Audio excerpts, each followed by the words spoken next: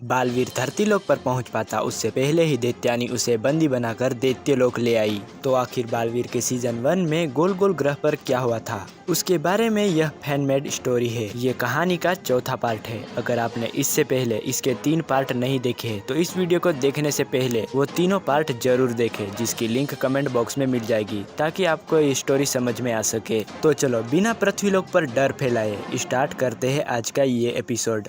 तो शौर्य कमजोर बालवीर को महाविनाशिनी और बवंडर परी से बचाकर वीरलोक ले आता है, जहां शौर्य ने बालवीर को बताया कि उस गोल गोल ग्रह से आजाद हुई बुरी शक्ति ने काल दिशा में छेड़छाड़ तो की है, और साथ ही उसने धरतीलोक पर डरी डरी परी की शक्तियों से एक अजीब प्रकार का डर फैला दिया है। धरती पर लोगों की सहायता के लिए बालवीर जा ही रहा था कि तभी अचानक पीछे से दैत्यानी आ जाती है और बालवीर को कैद करके वह दैत्यलोक ले आती है। अब सुनते हैं आगे की कहानी। वीरलोक में शौर्य बालपरी को बताता है कि गोल गोल ग्रह से आजाद हुई उस बुरी शक्ति ने धरतीलोक पर डरी डरी परी की शक्तियों से जो डर फैलाया था, बालवीर उस डर को रोकने में नाकामयाब हुआ है, जिसके चलते उस बुरी शक्ति ने उस भय पर काबू पा लिया है और अब वह भय पर काबू पाकर बन चुकी है भयरानी। परंतु काल दिशा में छेड़छाड़ करने की वजह से वह बूढ़ी और कमजोर हो चुकी है। वह बालवीर का भी सामना नहीं कर सकती, इसलिए वह छुपकर कहीं बैठी हुई है। शौर्य बताता है कि काल दिशा में छेड़छाड़ करने की वजह से जो बुरी शक्तियाँ वापस लौट आई है, उसकी वजह से ब्रह्मांड का संतुलन बिगड़ गया है। हम सबको मिलकर ये जल्द से जल्द सब कुछ ठीक करना होगा।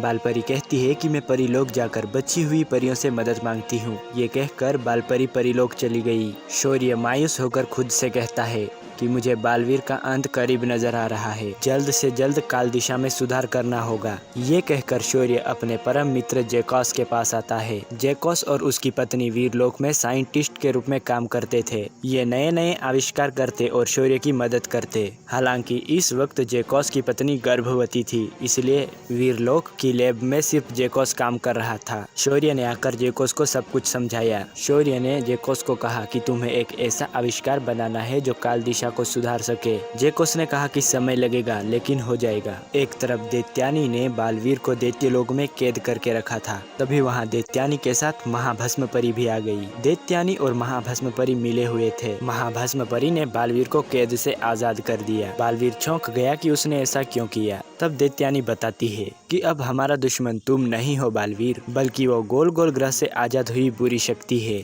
तुम्हारे मरने से हम जिंदा नहीं रहेंगे, बल्कि उस बुरी शक्ति के मरने से हम जिंदा रहेंगे। ये तो बस उस बेवकूफ बवंडर परी ने अफवाह फैला दी थी कि तुम्हारे मरने से हम जिंदा रहेंगे। यदि हम पुनर्जीवित हुई बुरी शक्तियों ने मिलकर उस अज्ञात बुरी शक्ति का अंत कर दिया, जिसने कि काल दिशा में छेड़छाड़ किया है, तब ही हम जीवित रह सकते हैं, और उस बुरी शक्ति का अंत करने में हम तुम्हारा साथ देंगे बालवीर। दैत्यानी की बात सुनकर बालवीर खुश हो जाता है। महाभस्म परी और दैत्यानी ने मिलकर एक भस्म दैत्य का निर्माण किया और उसे नाम दिया भूचाल। महाभस्म परी ने कहा कि जाओ भूचाल, जहाँ कहीं भी वह बुरी शक्ति छिप कर बैठी है, जाकर उसका अंत कर दो। महाभस्म परी की आज्ञा लेकर भूचाल निकल पड़ा। परंतु कुछ ही समय बाद उन्हें यह खबर मिली कि भूचाल को किसी ने अपने वश में कर लिया है। दैत्यानी ने कहा कि ये बुरी शक्ति जितना हमने सोचा था उससे ज्यादा खतरनाक निकली। अब हमें इसे मारने के लिए काल अस्त्र का उपयोग करना होगा। बालवीर पूछता है कि हम काल अस्त्र को बनाएंगे कैसे। महाभस्म परी ने कहा कि काल अस्त्र को बनाने की जो किताब है काल कोल, जो कि हमें भूतलोक के राजा भूत भुजंग के पास मिलेगी, हमें जल्दी से भूतलोक जाकर वह काल कोल किताब हासिल करनी होगी। ये कहकर महाभस्म परी, दैत्यानी और बालवीर भूतलोक आए। परंतु उनके पहुंचने से पहले ही वह बुरी शक्ति भूत भुजंग का अंत करके काल कोल किताब ले जा चुकी थी। अब उनके पास उस बुरी शक्ति को रोकने का एक भी उपाय नहीं बचा। आखिर कौन है वो बुरी शक्ति? बालवीर और परियां कैसे रोकेंगे उस बुरी शक्ति को? ये जानने के लिए आपको इसका नेक्स्ट पार्ट देखना पड़ेगा। तो क्या कोई गैस कर सकता है कि वह बुरी शक्ति कौन है? हमें कमेंट के थ्रू जरूर बताना। हमारी मुलाकात होगी किसी नए टॉपिक के साथ। Till then, good bye.